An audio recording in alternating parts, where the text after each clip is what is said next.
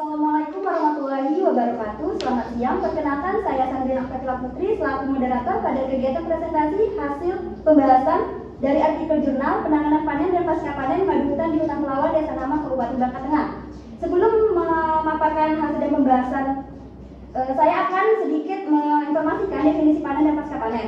Panen adalah suatu rangkaian proses kegiatan pertanian untuk mengumpulkan atau memperoleh sesuatu dari hasil budidaya. Sedangkan pasca panen adalah kegiatan penanganan hasil panen setelah pemanenan. Pada penelitian yang kami lakukan, terdapat 4 tahap panen dan 4 tahapan pasca panen. 4 tahap panen terdiri dari penentuan saat panen, pemusungan, pemanenan, dan pemotongan sarang. Dan 4 tahapan pasca panen terdiri dari pengangkutan, pemecahan sarang, dan penyaringan dan juga pengemasan. Berikut penjelasannya. Baik, yang pertama adalah penentuan saat panen, meliputi penentuan letak sarang, ciri dan karakteristik jenis bunga, musim, dan pemilikan. Oke, yang pertama penentuan letak sarang. Berdasarkan letak sarangnya, madu hutan terbagi menjadi 2 jenis, yaitu yang pertama madu daan dan madu sunggal.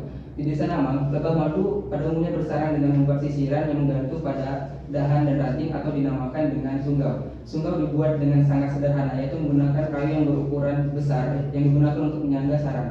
Sebagai catatan, lebah madu hutan di Desa Namang tidak membuat sarang pada pohon pelawan dikarenakan pohon pelawan memiliki lapisan licin sehingga lebah sukar untuk bersarang. Kemudian yang kedua, ciri dan karakteristik. Ciri dan karakteristik setiap panen madu di Desa Namang dapat dilihat dari usia sarang yang telah mencapai 2 minggu atau sekitar 14 hari. Kemudian dapat dilihat dari karakteristik sarang yang sudah berukuran besar dan berwarna kuning. Kemudian dapat dilihat apabila ada di sekitar sarang bunga-bunga sudah mulai bermekaran, itu dapat menjadi penentu madu siap panen. Selanjutnya, penentuan kepemilikan sarang. Penentuan kepemilikan sarang masih menerapkan etika sosial budaya yang ada, di mana ketika sungguh sudah terpasang, menandakan sarang sudah dimiliki dan tidak boleh diambil secara acak. Selanjutnya, penentuan saat panen berkaitan dengan musim. Setiap musim sangat berpengaruh terhadap jumlah hasil panen. Ketika musim hujan, madu yang dihasilkan cenderung lebih sedikit dikarenakan lebah kesulitan mencari makan dan tidak bisa menghisap nektar bunga. Sedangkan ketika musim kemarau, jumlah madu yang dihasilkan akan jauh lebih banyak. Baiklah, tahap kedua yaitu tahap pemanenan. Pemanenan dilakukan pada pukul 8 sampai 11 waktu Indonesia Barat. Pemanenan dilakukan dengan 2 teknik, yaitu teknik tikung dan teknik lalau. Teknik tikung merupakan teknik yang dilakukan pada siang hari, sedangkan teknik lalau dilakukan pada malam hari. Alat yang dibutuhkan dalam proses pemanenan yaitu berupa jerigen, tali, parang, dan juga pelindung muka. Umumnya, masyarakat Desa Namang masih melakukan proses pemanenan secara tradisional sesuai dengan pengalaman petani madu hutan di Desa Namang. Sistem pemanenan di Desa Namang sendiri dilakukan secara berkelompok. Tahapan selanjutnya yaitu pemusungan. Pemusungan merupakan kegiatan pengasapan yang menggunakan alat yang bernama pusung dengan tujuan memisahkan lebah dari sarang madunya. Hal ini berguna untuk memudahkan petani dalam memanen sekaligus menghindari petani dari serangan madu hutan. Selanjutnya, alat pusung merupakan alat pengasapan yang dibuat oleh petani madu hutan di Desa Namang dengan menggunakan bahan-bahan yang diambil dari sekitaran sarang lebah. Biasanya petani madu hutan di Desa Namang menggunakan bahan yaitu daun lengkan, daun lenting, lenting pelempang, dan juga akar sari. Nah, pembuatan pusung ini dimulai dari penyusunan daun lengkan, daun lenting, dan lenting pelempang yang digulung kemudian diikat erat menggunakan akar sari.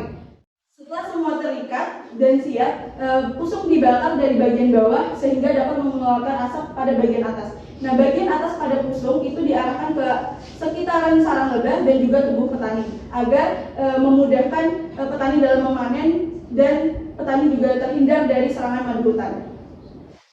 Baik, untuk tahapan keempat yaitu pemotongan sarang lebah madu hutan. Kegiatan pemotongan sarang lebah madu hutan yang dilakukan di Desa Namang ini menggunakan alat berupa parang, kemudian ada alat pelindung kepala atau yang biasa disebut topeng, kemudian ada jerigen yang digunakan sebagai wadah untuk meletakkan sarang yang sudah dipotong. Kegiatan pemotongan di Desa Namang ini dipotong ketika diperkirakan sarang sudah berumur 2 minggu dan diperkirakan lebah sudah hinggap di pohon.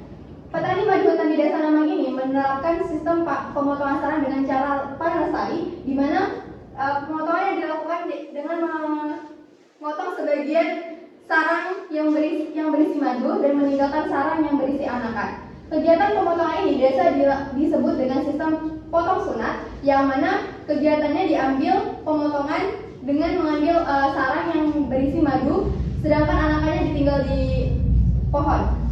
Selanjutnya pengangkutan. Setelah melakukan proses pemotongan, madu diangkut ke rumah petani dengan menggunakan jerigen, tali nilon, kendaraan bermotor. Pada saat pengangkutan, sarang yang berada di dalam jerigen dibiarkan terbuka. Pengangkutan madu dengan keadaan terbuka kurang optimal. Hal ini dikarenakan madu bersifat mikroskopis sehingga bisa menyerap uap air. Selanjutnya adalah pemerasan. Para petani madu hutan di desa Lama melakukan kegiatan pemerasan secara manual. Hal yang dibutuhkan adalah sarang petani dan pada penggunaan manual. Sedangkan di provinsi Riau, para petani yang ada di sana menggunakan sistem jenis.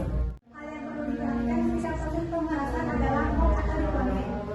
Selanjutnya yaitu teknik penyaringan. Dalam tahapan teknik penyaringan didapatkan dua teknik, yaitu teknik tradisional dan teknik modern. Di desa Lamang sendiri mereka menggunakan teknik tradisional. Mereka menggunakan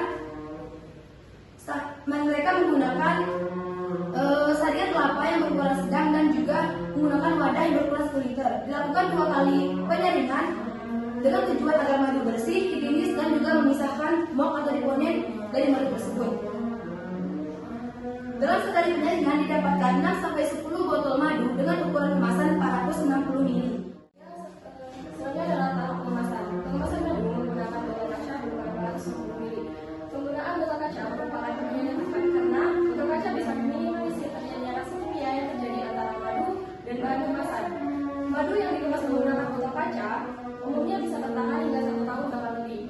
Madu yang sudah dikemas kemudian disimpan di suhu. Kapan pada madu hutan di desa Lamang Kabupaten Bangka Tengah terdiri dari beberapa tahapan sebelum sampai ke masukan. Tahapan pada madu hutan di desa Lamang terdiri dari 8 tahapan, jadi bagi 2. 4 tahap panen, yaitu penutupan panen, pemusukan dan pemotong sarang. Sedangkan pasca panen madu hutan di Samawa terdiri dari 4 juga, yaitu pengangkutan, pemerasan sarang, penyaringan dan pengemasan madu. Panen madu hutan masih menggunakan cara tradisional. Proses itu dilakukan pada jam 8 sampai jam 11. Menggunakan alat sederhana yaitu tali, jerigen, parang, baju pelindung, dan topi pelindung. Sekian dari kami, saya kembali ke moderator. Sekian presentasi dari kami mengenai penjelasan penanganan panen dan pasca panen madu hutan di Hutan Perawan Desa